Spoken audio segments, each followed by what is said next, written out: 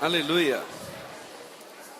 Nós vamos ter uma comunhão por 20 a 25 minutos e depois o Jaires vai trazer alguns pontos práticos para nós em cima dessa comunhão na palavra. Aleluia. Em Mateus capítulo 16, acontece um fato maravilhoso, talvez um dos fatos mais marcantes da Bíblia e que provavelmente os 12 apóstolos que estavam presentes nesse fato ali na comunhão em Cesareia de Filipe entenderam que era importante, anotaram o fato histórico, mas não tinham tanta revelação em cima dele.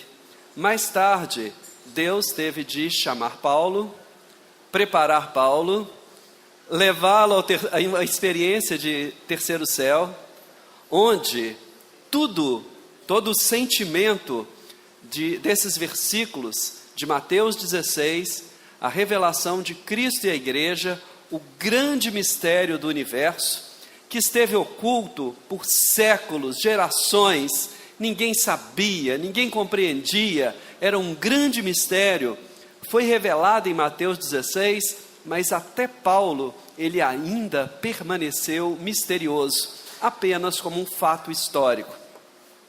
Mateus 16, versículos 15 a 18, fala o seguinte: Mas vós, continuou ele, quem dizeis que eu sou? Respondendo Simão Pedro, disse: Tu és o Cristo, o Filho do Deus vivo. Então Jesus lhe afirmou: Bem-aventurado és Simão Barjonas, porque não foi carne e sangue quem te revelaram, mas meu Pai que está nos céus. Também eu te digo que tu és Pedro, e sobre esta pedra edificarei a minha igreja, e as portas do inferno não prevalecerão contra ela. Naquele ambiente de Cesareia de Filipe, o Pai dá a Pedro uma revelação de que Cristo é o Filho do Deus vivo. Ele não estava apenas de frente de um homem, mas estava de frente de um homem que era 100% humano e 100% Deus. Em sua totalidade, ele era um homem-Deus. Esse era a pessoa que estava com os discípulos, com quem eles conviveram nessa terra durante 3 anos e meio. Quando o Pai revelou o seu mistério, Cristo se sentiu encorajado e na liberdade de também revelar um outro mistério. E aí ele revela a igreja, que é o versículo 18. Até então, esses 2 itens permaneciam 2 mistérios que Paulo chama de o grande mistério, que é Cristo e a igreja. Este é o grande mistério que estiver oculto dos séculos e das gerações. Quando Paulo escreve a carta aos Efésios, ele gasta o primeiro capítulo inteiro falando desse mistério de Cristo e a igreja. E no capítulo 3, o versículo 3, ele fala: Pois segundo uma revelação, Efésios 3:3, me foi dado a conhecer o mistério, conforme escrevi há pouco, resumidamente. Então, por causa de uma revelação, essa foi a revelação no terceiro céus, ele teve a revelação desse mistério. Que é esse mistério? O mistério que ele escreveu resumidamente no capítulo 1, que é o grande mistério do universo, Cristo e a igreja. Ao longo desses 2 milênios de história da igreja, mais de 2000 anos, Satanás, a impressão que a gente tem é que afeta, mas não de maneira tão crucial ao longo desses milênios, a revelação de Cristo. Ou seja, Cristo, a obra que Cristo fez é para a minha regeneração, para que eu tenha a vida de Deus. Isso é algo maravilhoso. Mas quando a gente vê aquela figura de Apocalipse 12, a mulher gerando o filho varão, a mulher representa todos os crentes de todas as eras que tiveram essa experiência de regeneração, creram em Jesus, receberam a vida do Senhor e fazem parte da mulher universal. O desespero do dragão está relacionado com o filho varão e não necessariamente a mulher. O que faz diferença entre um e outro? Por um lado, nós temos a revelação de Cristo como o grande mistério do universo. Mas essa revelação, por mais elevada que ela seja, ela é incompleta sem a segunda parte. Foi revelado Cristo, mas Cristo precisa revelar a igreja.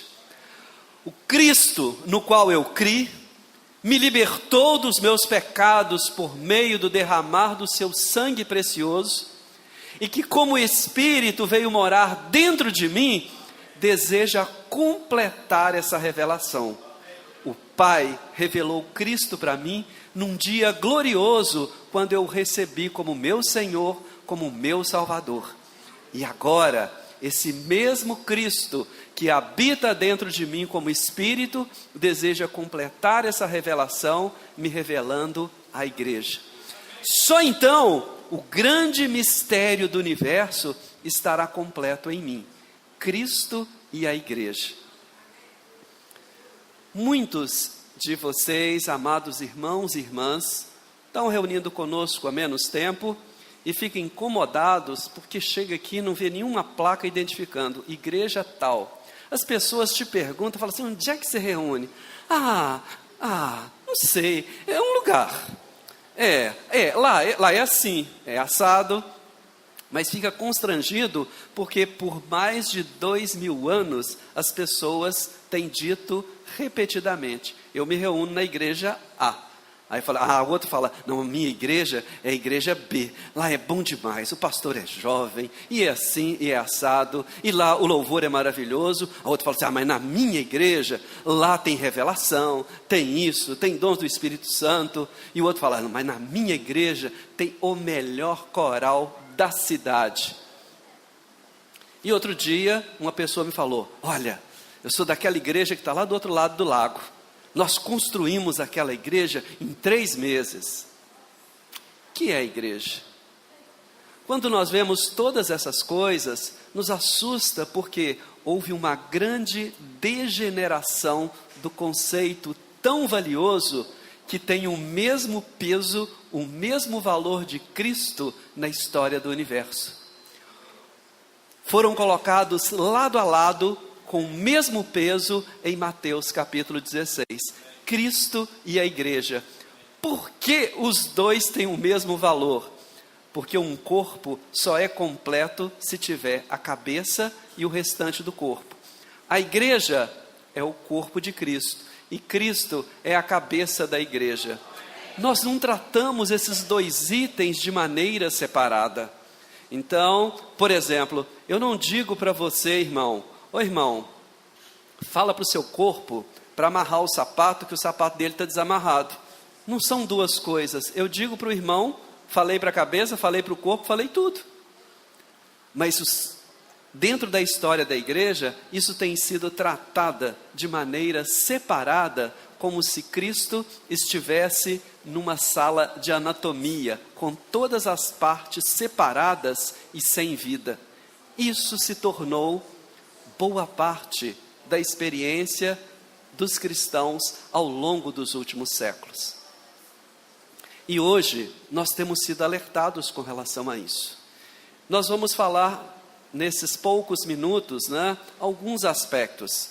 Mas aquele livro, 40 lições, volume 2, tem 40 mensagens sobre a igreja. Vale a pena ler. E o novo de capa vermelha tem 2 mensagens sobre a igreja que também vale a pena ler e desfrutar. Nós vamos estar claros sobre isso. Por isso, irmãos, nós temos, especialmente vocês que são mais novos, nós temos um grande temor de usar a palavra igreja, assim como nós temos um grande temor de usar o nome de Cristo. Assim como nós temos temor em não chamar o nome do Senhor em vão, nós temos o grande temor de não usar o nome da igreja inadequadamente. Por isso que a gente tem um certo temor quando eu falo assim: hoje eu fui visitar a igreja tal. Quando eu falo tal, meu coração dá uma estremecida, gela. Às vezes a gente usa essa expressão por amor aos irmãos, mas isso nos incomoda muito, porque não é natural. Assim como eu falo para você: olha, eu amo a Cristo, ninguém me pergunta qual Cristo. Mas eu falo, eu amo a igreja, ele pergunta, qual igreja que você reúne? Só existe um Cristo, só existe uma igreja. Por isso que não tem uma placa identificando igreja X ou igreja Y. Entretanto, em Mateus 16, alguns aspectos importantes sobre a igreja foram revelados. Mateus 16 e depois Mateus 18. Em Mateus 16, está falando da igreja como noiva, da igreja no seu caráter universal, que ela envolve todos os regenerados em Cristo Jesus, no passado, no presente e no futuro. Nós não conseguimos perceber a totalidade dessa igreja nesse caráter universal, mas Deus percebe pelo fato de ele estar numa esfera onde ele transita no tempo e no espaço. Deus consegue se relacionar simultaneamente com os crentes do passado, do presente e com os seus netos que estarão reunindo, caso o Senhor não volte antes. Então, Deus consegue se relacionar com a igreja dessa forma, porque Deus transcende tempo e espaço. Deus é imensurável, inacessível, completo, grande, imensamente grande. E a igreja tem a mesma proporção no seu caráter universal. Ela, incluindo os crentes do passado, do presente e do futuro, conseguem expressar a totalidade daquilo que Deus é. Vamos entrar em algumas peculiaridades, antes de entrar nesse texto de Efésios, somente alguns pontos em 1 Coríntios, capítulo 1, versículo 2. 1 Coríntios 1, 2 fala o seguinte: a igreja de Deus que está em Corinto. Só até aí. Primeiro aspecto, a primeira frase desse versículo diz o seguinte: a igreja de Deus. Quando Paulo cita a igreja de Deus, esse A com crase, a carta está sendo enviada à igreja de Deus, significa esse de, é uma relação de propriedade. A igreja é de Deus. Esse é o primeiro ponto, irmãos, porque gela o meu coração quando eu falo assim: vai lá visitar a minha igreja. Eu sinto muito, irmãos, mas eu não posso dizer, porque a igreja não é minha. Eu não morri na cruz para gerar a igreja. A igreja é de Deus. Segundo aspecto, a igreja não é do líder fulano de tal, não é do pastor Tia Elias, não é do pastor Hugo, não é do pastor Israel, ela não é de nenhum deles. A igreja é de Deus, e eu não posso usar essa expressão com relação à igreja. Então a igreja é de Deus. A igreja ser de Deus é algo maravilhoso, ele tem domínio sobre ela, ele cuida dela, e por isso que a gente teme, por exemplo, todas as vezes que nós como irmãos responsáveis, tomamos uma ação para viabilizar tempo para uma coisa ou outra, e a gente pode estar restringindo a ação do Espírito, a gente teme e gela e aperta o coração. Por quê? Se a igreja é de Deus, Deus deve gerir a igreja. Isso por um lado pode ser um peso para nós, por outro lado é uma leveza. Nós que estamos servindo na igreja, você, irmão e irmã que serve criança, adolescente, cuida do seu grupo familiar, vem uma situação para você, queria dizer para você o seguinte: irmão, você não tem que dar solução, apresenta o problema para Deus, porque a igreja é de Deus. Nós ficamos carregando peso em nossos ombros como se a igreja fosse nossa. Ai, mas aquele irmão ficou ofendido, parou de reunir. Senhor, o que que eu faço? E tal. Eu acho que eu não vou nem mais reunir, porque eu não sirvo para isso. Para com isso. A igreja é de Deus, ela não é sua. Tira esse peso das costas. A igreja é de Deus.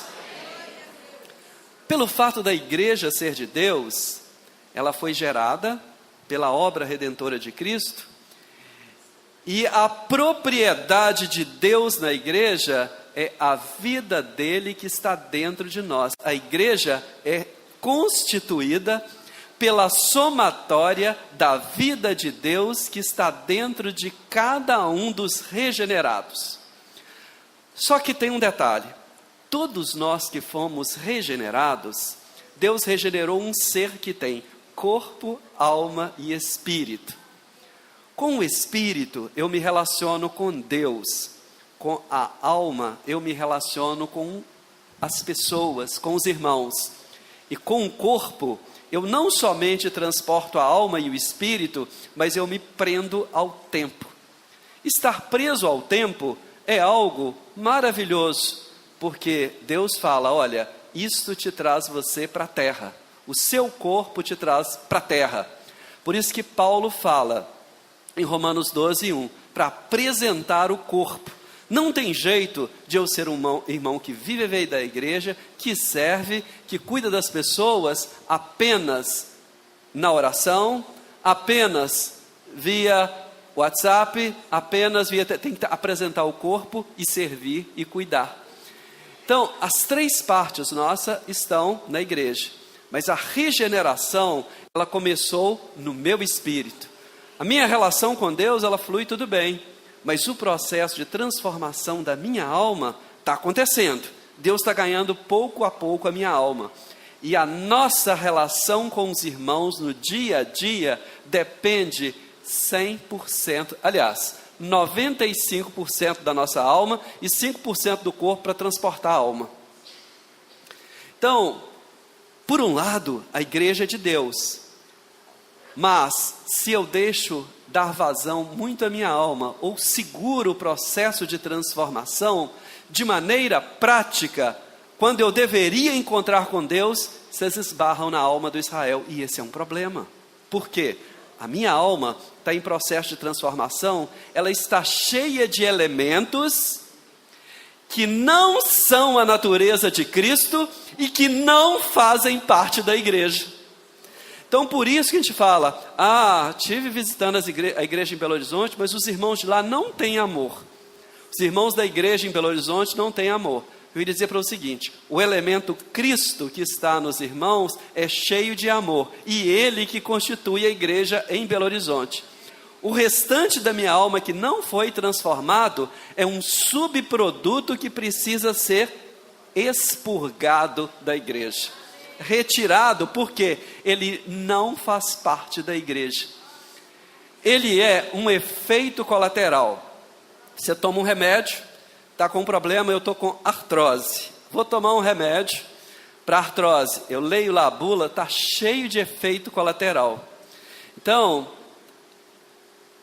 os itens da minha alma que não foram transformados são os efeitos colaterais. Então, nós esbarramos, vocês esbarram em mim, com a minha porção não transformada, não trabalhada, que eu continuo carregando para onde eu vou, mas eu preciso, enquanto eu vivo a vida da igreja, amados irmãos e irmãs, se eu sou crescido ou não, eu preciso entender o seguinte: sempre que eu me relaciono com os irmãos, existe parte que é Cristo e parte que é homem natural. Eu não sei separar isso, mas eu prefiro crer. Irmão, se algo me trouxe dano, se algo me ofendeu naquilo que eu falei para você, você fala: Senhor, me dê graça para perdoar o irmão, porque ele ainda expressou para mim algo que não é o Senhor. Mas eu não posso deixar de reunir pelo fato do irmão não ter sido transformado. Eu preciso correr para que eu seja transformado. Queria dizer para os irmãos: nas suas mãos, quem é casado, não está nem a transformação do seu marido, nem da sua esposa, nem dos seus filhos, muito menos os irmãos do grupo familiar, muito menos os irmãos de toda a igreja. Então nós precisamos estar claros sobre isso. Estamos num processo, Deus nos colocou e é isso que nos torna maduros. E é isso que faz com que a minha humanidade seja trabalhada pouco a pouco. Ontem foi falado da obra que Deus fez em Paulo. Chegou um ponto no ministério de Paulo que ele cuidava com o mesmo apreço de um escravo e pregava o evangelho para um rei. Não fazia diferença, ele só via pessoas com necessidades. Enquanto estamos vivendo a vida da igreja, precisamos de encarar os irmãos com este mesmo coração, sem distinção. Ah, mas o irmão tem vida da alma muito grande, eu quero ficar longe dele. Não, o outro já é mais maduro, eu posso ficar mais próximo dele. Indistintamente. Então, às vezes, nós rompemos muitas barreiras com relação às nossas características culturais, sociais, étnicas e padrões humanos gerais, mas ainda separamos irmãos por mais crescidos e menos crescidos. Se eu vi a igreja, eu preciso ver cada irmão como tendo uma porção de Cristo, que é o elemento constituinte da igreja. Aleluia! Bom, a igreja, ela tem o seu caráter universal e o seu caráter local. Vamos pular todos os pontos de Efésios e já vimos o caráter local, o caráter universal, mas a igreja também, na época de Paulo, ela já tinha um caráter regional. Vamos ver Colossenses 4,16. Filipenses 4,16. Saudai os irmãos de Laodiceia. 16. E uma vez lida essa epístola perante vós, providenciai para que seja também lida na igreja dos Laodicenses, e a dos de Laodiceia, lede-a igualmente perante vós. Depois eu falo todos. Gálatas 2. Gálatas 2.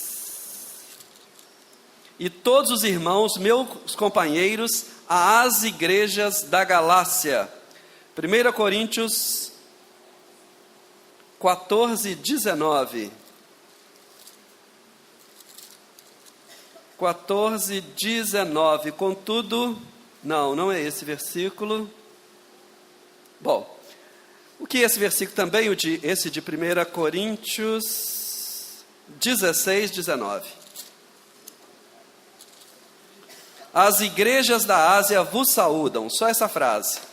Então a Bíblia, quando ela se refere igreja, ou ela está se referindo à igreja no seu caráter universal como única, ou a igreja em uma cidade que também é única.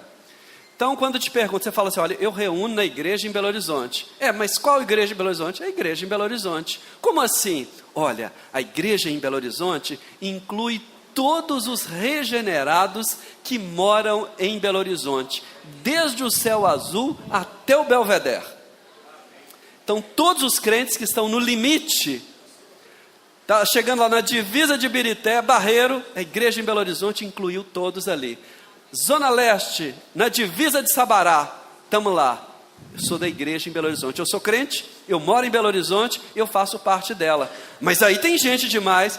Tem, graças a Deus. E reúne todo mundo no mesmo lugar? Não. Muitos cristãos têm reunido em outro lugar. Mas como eu vi isso, nós nos reunimos agora somente como igreja em Belo Horizonte. Mas como assim? Na Bíblia tem, olha, a igreja em Éfeso, a igreja em Corinto, a igreja em Laodiceia, cada cidade uma igreja. Bom, é isso, tá bom? Entretanto, algumas vezes a Bíblia usa a expressão igrejas no plural. Então são as igrejas da Ásia, é uma região com muitas cidades. As igrejas da Galácia é uma região com muitas cidades. E o versículo mostrou a questão da comunhão. Olha, irmãos dos Colossenses, vocês leem essa carta, depois leva para a igreja de Laodiceia e traz a de Laodiceia e leia com vocês. Ou seja, o apóstolo, existia um cuidado regional das igrejas próximas. Que isso significa para nós? A igreja, no seu caráter local, por questões práticas, ela é administrada por regiões. E E essas regiões, elas dependem de um cuidado específico. É mais fácil, por exemplo, os irmãos de Laodiceia trocarem carta com os irmãos de Colossos, porque é uma proximidade que eles conseguiam viajar 1 dia, 2 dias por terra e chegava na outra cidade e era possível ter comunhão. Entretanto, Paulo, na época dele, quando ele fala, olha, eu estou indo para a Espanha e estou me despedindo de vocês, porque vocês nunca mais vão ver minha cara, nunca mais vão ouvir uma mensagem minha, porque Espanha era o fim do mundo naquela época. Então, representa as igrejas de toda a terra. Mas nós, meus amados, como trabalhadores da última hora, o Senhor tem feito algo maravilhoso e tem reduzido a dimensão da igreja em todos os seus aspectos. Por exemplo, alguns jovens do nosso meio, alguns não, a Rebeca, filha do Vander, ou foi ou está indo para a ilha de Jeju, na Coreia. A Carol, filha do Mauro e da Karima, da igreja de Nova Lima, também está indo para lá. É o outro lado do planeta, mas o dia que o Pedro ou Esdras vai para lá, ele fala, você consegue ouvir ao vivo e a cores a mesma mensagem. Ou seja, é como se Paulo, estando lá na Espanha, liberando a mensagem, e todas as igrejas da terra podiam ouvir aquela mensagem ao mesmo tempo. Você se sente um privilegiado? Isso é o corpo. Paulo, quando ele fala, olha, eu estou indo para a Espanha, escrevendo para a igreja em Roma, e eu espero ser encaminhado por vocês. O que é ser encaminhado? Olha, eu tenho dinheiro para chegar só até aí. Aí daí para frente vocês cuidam, tá? Ou seja, vão comprar passagem de navio, de barco, de terra, alugar cavalo, pegar, não sei como vai ser. E ainda tem que ter recursos para ele viver os primeiros meses, até gerar os primeiros frutos lá e poder viver do evangelho lá na Espanha. E ainda precisa de feijão tropeiro para levar na viagem, porque o feijão tropeiro não estraga, combinado? Então a igreja em Roma foi encarregada disso. Esse é o encargo que tem sido passado para nós com relação ao cuidado da obra regional, da obra em toda a terra e da obra local. A igreja, ela é algo maravilhoso. Eu e você precisamos de ver. Nós também temos um privilégio, 2 vezes por ano, participar de conferência internacional. Quando eu estou numa conferência internacional, eu me sinto parte de algo tão grandioso. Alguns irmãos vivem numa cidade, a irmã estava falando hoje de manhã, só ela e o marido, está numa cidade, lá em Corinto. Outros estão ali, só 5 pessoas reunindo. Mas quando eu vou para uma conferência, eu falo assim, rapaz, o Senhor me colocou num negócio que é do tamanho da terra. E eu diria mais, o Senhor me colocou em algo que é do tamanho dele. Aleluia!